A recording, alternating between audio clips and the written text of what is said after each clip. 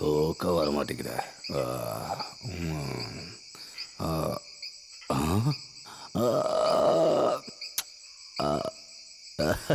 என்ன பார்த்துட்டு இருக்கீங்க? எடுத்து சாப்பிடுங்க. அப்புறம் ஸ்காட்ச் வாங்கி தரலன்னு ஊர் ஃபுல்லா கம்ப்ளைண்ட் பண்ணுவீங்க. நான் எதுக்கு உங்களை தப்பா பேச போறேன் மிஸ்டர் ஜிகே. ஏன் தெரியுமா, நீங்க தான் பெரிய மனுஷங்களா இருக்கீங்களே. இல்லைன்னா இன்னைக்கு காலையில என் பொண்ணை உங்களுக்கு கட்டி தரேன்னு நான் ஏன் யோசிக்கணும்? நல்லா யோசிச்சுங்க போங்க. ஆனா நான் கோடீஸ்வரனா ஆனதுக்கு அப்புறம் கட்டி கொடுக்கணும்னு யோசிச்சீங்க பாத்தீங்களா? அதுதான் தப்பு. நீ கோடீஸ்வரன் ஆகு இல்ல ஏதாவது ஆகு, ஆனா என் பொண்ணை நீ நல்லா பாத்துக்கணும். எனக்கு அதுதான் வேணும். ஏன்னா வாழ்க்கைன்றது ஒரு தடவை தான் வரும். அங்கதான் அங்கிள் நீங்க தப்பு பண்றீங்க. பணங்கிறது ஒரு முறை தான் வரும். பணம் இருந்தா எந்த சொர்க்கத்துல வேணாலும் வாழ முடியும். எப்பேற்பட்ட அழகு தேவதையா இருந்தாலும் நம்ம கிட்ட வேலைக்கு வரும். தினமும் இந்த மாதிரி ப்ளூ லேபிள் சரக்கு அடிக்கலாம். போலீஸையும் அதிகாரிகளையும் வீட்டு வேலைக்காரங்க மாதிரி யூஸ் பண்ணலாம். உலகத்துல இருக்கிற எந்த காலேஜ்ல இருந்து வேணாலும் டாக்டரேட் சர்டிபிகேட் வாங்கலாம். அது மட்டும் இல்ல, இந்தியன் பிரசிடென்ட் கிட்ட இருந்து அவார்டு வேணுமா அதுவும் வாங்கலாம். இருந்தாலும் நீ ரொம்ப பேசுறிய ஜிகே. என்னத்த பேசுற அங்கிள்? பணம் இருந்ததுன்னா என்ன வேணாலும் பேசலாம் அங்கிள். தெருவுல பிச்சை எடுத்துட்டு இருக்கான் பாத்தீங்களா? அவன் கிட்ட பணம் கிடைச்சதுன்னு வச்சுக்கோங்களேன், அவனும் இந்த மாதிரி தான் பேசுவான். அதுதான் உண்மை. பணத்தை பத்தி நீ பயங்கரமா பேசுறிய. நீ என்ன சொல்ற? பணம் இருந்தா சீஃப் மினிஸ்டர் கூட நம்ம கால்ல வந்து விழுவான். அதை தானே நீ சொல்ற? அதெல்லாம் ஒண்ணுமே இல்லாத விஷயம். இதுதான் ஐடியாலஜி. சரியான விதத்துல சரியான நேரத்துல நம்ம பணத்தை கரெக்டா யூஸ் பண்ணோம்னா அதை விட பெரிய விஷயங்களை எல்லாம் சாதிக்க முடியுங்கிறது இந்த ஜிகேவோட ஐடியாலஜி.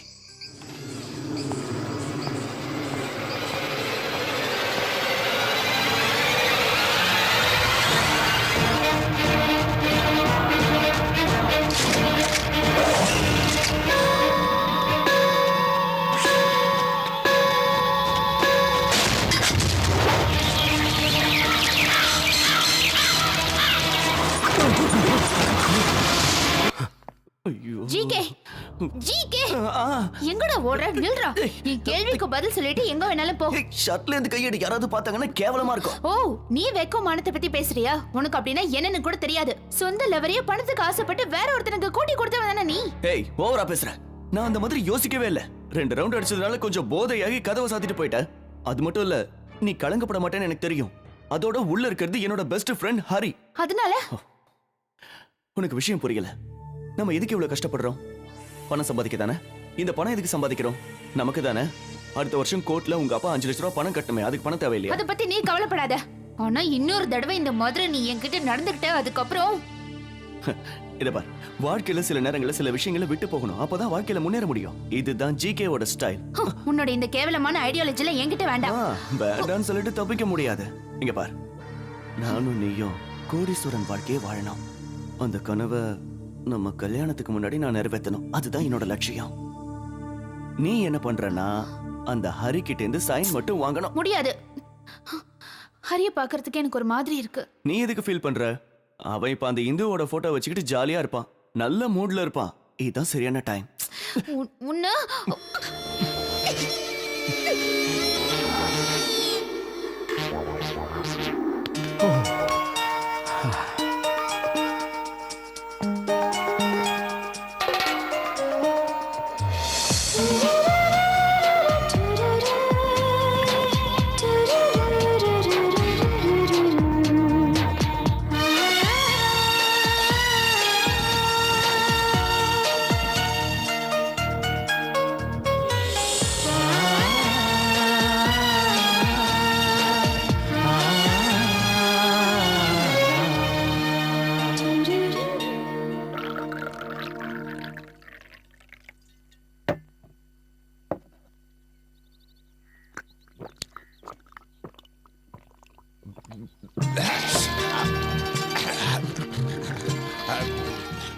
தம்பி, யோசனை அப்புறம் பண்ணிக்கலாம். முதல்ல இத குடி.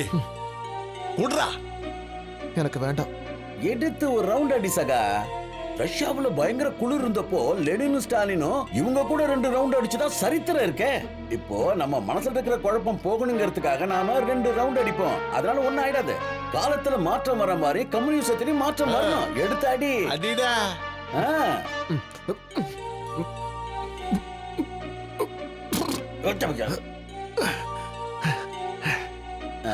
ஒரு வழியா குடிச்சிட்டா.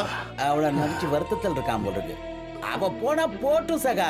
பணக்கார வர்க்கத்தோட புத்தி அவ காட்டிட்டா பாத்தியா? நம்ம ஆளோட நிலைமை பாத்தீங்களா? தேவதாசை விட மோசமா ஆயிட்டான். என்னால இத தாங்க முடியல. என்னையும் ஒரு பெண்ணு நேசிச்சா. உண்மையா? என்னோட காதலி வள்ளி. ரோமியோ ஜூலியட்டோட காதல் கதையை கேட்டிருக்கீங்களா? அப்படி ஒரு அற்புதமான காதல் கதை எங்கள் கதை. ஆனா அவங்க அப்பா சொன்ன பையனை கட்டிட்டு ஓடிட்டா. அதே மாதிரி இவ யாரு? ஒரு சரியான பிச்சைக்காரன். ஆனா அவன் ஒரு கோடீஸ்வரன். இவனை பாருங்க, தாடியும் முடியும் கண்ணாடியும் ஒரு காட்டா மாதிரி இருக்கா. ஆனா அவன் என்ன மாதிரி ரொம்ப அழகானவன். அப்படி இருந்தோம் அந்த பொண்ணு என்ன கெட்டிக்க கெஞ்சுது. இவரு ஆனா ஒத்துக்க மாட்டேங்காரு. இவருக்கு இவரோட ஈகோ எங்கேயோ இடிக்குதா. அவ வேற ஒருத்த கூட போயிட்டாளா, இவனை ஏமாத்திட்டாளா, விட்டத்தை பார்த்து புலம்பிட்டு இருக்கா. புலம்புறேனா? நானா? என் வீட்டு நாய் கூட புலம்பாது. அவள மாதிரி ஒரு கேவலமான பொண்ணை லவ் பண்ணிட்டேன்னு ஃபீல் பண்றேன். கேவலம். கேவலமா? அப்படின்னு கேவலம்? ஏய், இங்க பாரு, கம்யூனிசத்துல மட்டும் இல்ல, வேற எதுவா இருந்தாலும் சரி, லவ் பண்ண பொண்ண கல்யாணம் பண்ணுங்கிறது ஒண்ணும் சட்டம் கிடையாது. அதே சமயம் ஒரு 10 பைசா கிடைக்குதுன்னா அவன் கம்யூனிஸ்ட்னு சொல்லி வேண்டான்னு சொல்றவன் எவனுமே இந்த உலகத்துல கிடையாது. ரொம்ப சரியா சொன்னீங்க. யாரு வேணாலும் இப்ப சம்பாதிக்கலாம், கொள்ளக்காரனா கூட மாறலாம். ஆனா எதுவா இருந்தாலும் அன்பை பரிமாறிக்கணும். அன்புதான் வாழ்க்கையில முக்கியம்னு ஒரு சினிமா பாட்டு கூட இப்ப வந்ததேயா. என்ன படத்துல? அது என்னப்பா? ஒருவேளை என் கட்டுரையை படிச்சுட்டு பரிசு கொடுக்க வந்திருக்காங்க நினைக்கிறேன். வந்து கேட்டா இல்லன்னு சொல்லிடு. இரு அப்படின்னு இங்க இருந்து நீ மட்டும் எஸ்கேப் ஆக பாக்குறியா? அடி வாங்குறதா இருந்தா 2 பேரும் சேர்ந்தே வாங்கலாம்.